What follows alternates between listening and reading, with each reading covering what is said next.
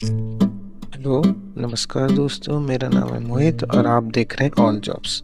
आज की जो जॉब है हमारी वो निकली हुई है CSIR के institute, national institute of science communication and policy research, short में इसको निस पर भी बोलते हैं। ये न्यू दिल्ली में है। इसकी जो ऑनलाइन एप्लीकेशन की स्टार्टिंग हुई थी वो 3 जनवरी 2025 को हुई थी। इसकी लास्ट डेट जो है 24 जनवरी 25 है। इसमें जो पोजीशंस हैं वो निकली हुई हैं टेक्निकल असिस्टेंट की, जिसमें टोटल 15 पोजीशंस हैं।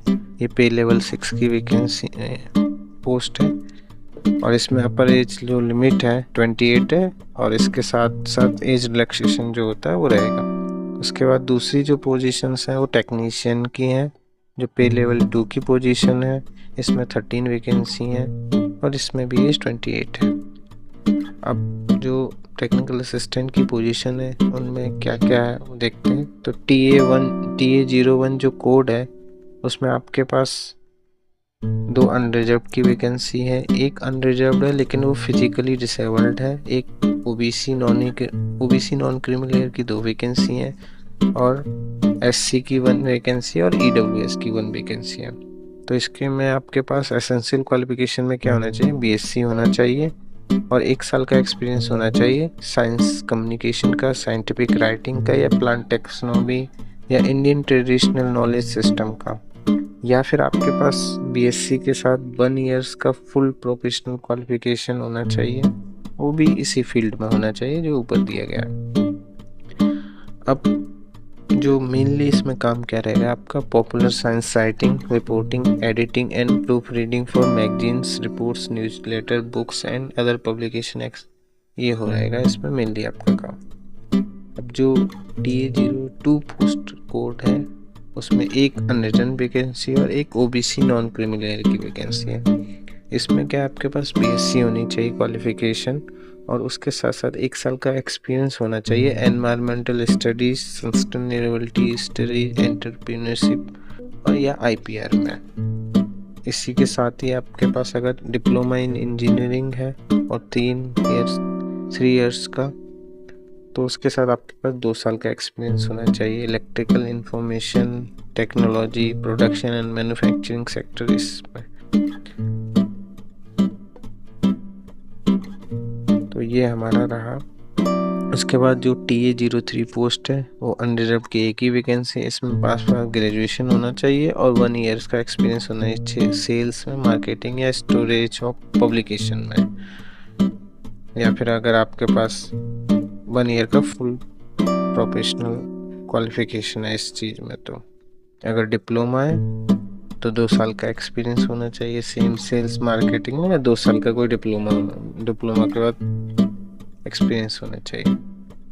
TA04 जो पोस्ट कोड है उसमें 2 अनरिजर्व्ड की वैकेंसी है, एक OBC नॉन क्रीमी लेयर की है, एक SC की वैकेंसी, एक ST की है। इसमें आपके पास BSc इन कंप्यूटर साइंस होना चाहिए, इंफॉर्मेशन टेक्नोलॉजी होना चाहिए और इसमें भी आपके पास 1 साल का एक्सपीरियंस होना चाहिए सॉफ्टवेयर डेवलपमेंट का, प्रोजेक्ट मैनेजमेंट का, हार्डवेयर एंड नेटवर्किंग का, डेटाबेस मैनेजमेंट, या 1 साल का प्रोफेशनल फुल टाइम एक्सपीरियंस होना चाहिए। या फिर अगर आपके पास डिप्लोमा इन कंप्यूटर साइंस है तो आपके पास 2 साल का एक्सपीरियंस होना चाहिए। अब आते हैं टेक्नीशियन पोस्ट पे। तो इसमें जो TAC01 पोस्ट कोड है उसमें आपके पास 10th होना चाहिए या ITI होना चाहिए, वो भी इंफॉर्मेशन टेक्नोलॉजी सेक्टर या office assistant cum computer operator या computer operator cum programming assistant का,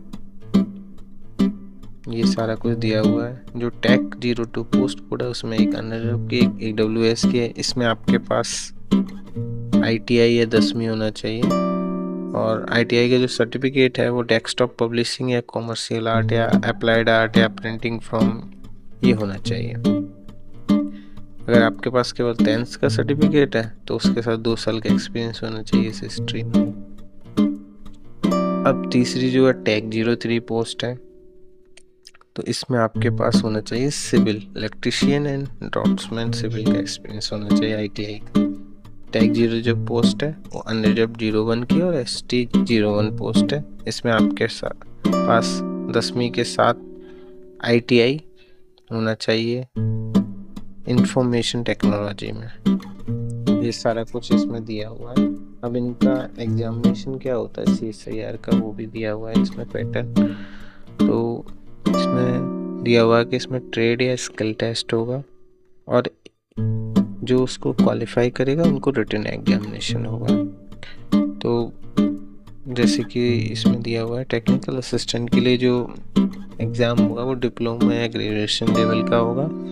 टोटल ऑफ नंबर क्वेश्चन 200 होंगे और टोटल टाइम जो होगा 3 आवर्स होगा। तो इसको अब 3 पार्ट्स में कर दिया है। पेपर 1 जो होगा वो मेंटल एबिलिटी टेस्ट होता है, जिसमें 50 क्वेश्चंस रहते हैं और ये 100 मार्क्स का होता है। हर एक क्वेश्चन का 2 मार्क्स होगा और इसमें कोई नेगेटिव नहीं होता है। पेपर 2 जो होता है वो 30 मिनट्स का होगा। इसमें जनरल अवेयरनेस और इंग्लिश लैंग्वेज के 25 क्वेश्चंस होंगे। 3 मार्क्स का एक क्वेश्चन होगा और 1 मार्क नेगेटिव मार्किंग होगी।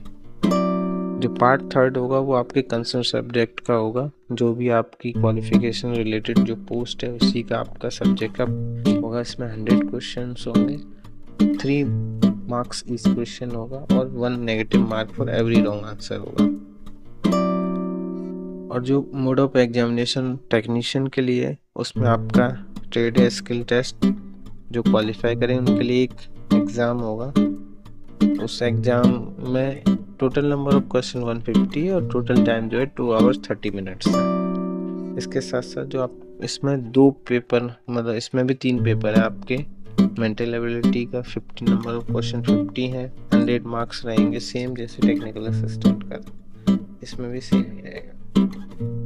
तो ये इसमें रहने वाला है। उसके अलावा जैसे आपकी जो कैटेगरीज पोस्ट होते हैं उनमें एज रिलैक्सेशन मिल जाता है अगर जिसकी एज 28 से ऊपर है, और अगर वो SC ST में तो उसको 5 इयर्स का एज रिलैक्सेशन मिल जाएगा। अगर जो नॉन क्रीमी है उसको 3 इयर्स का मिल जाएगा। ऐसे अगर कोई फिजिकली डिसेबल्ड है जनरल कैटेगरी का तो उसको 10 इयर्स का है। अगर वही SC ST में होता है तो आप उनको 15 इयर्स हो जाएगा। अगर OBC नॉन क्रीमी लेयर में है तो 13 इयर्स हो जाएगा।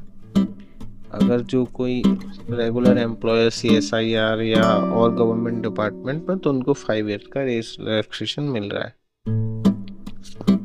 उसके साथ साथ जो वुमेन कैंडिडेट हैं जो विडोड हैं या जुडिशली अलग हुई हैं अपने हस्बैंड से, तो उनके लिए 35 इयर्स का रिलैक्सेशन है फॉर जनरल कैटेगरी पोस्ट। अगर वो रिजर्व कैटेगरी में है तो उस हिसाब से 5 साल का SC ST के लिए, 3 साल का OBC नॉन क्रिमिनल के लिए। ये इसमें सब कुछ रहने वाला है। अगर आपको इस पोजीशन के रिलेटेड कोई भी इंफॉर्मेशन चाहिए तो आप हमें कमेंट बॉक्स में लिख सकते हैं, हम आपको जवाब दे देंगे। Thank you.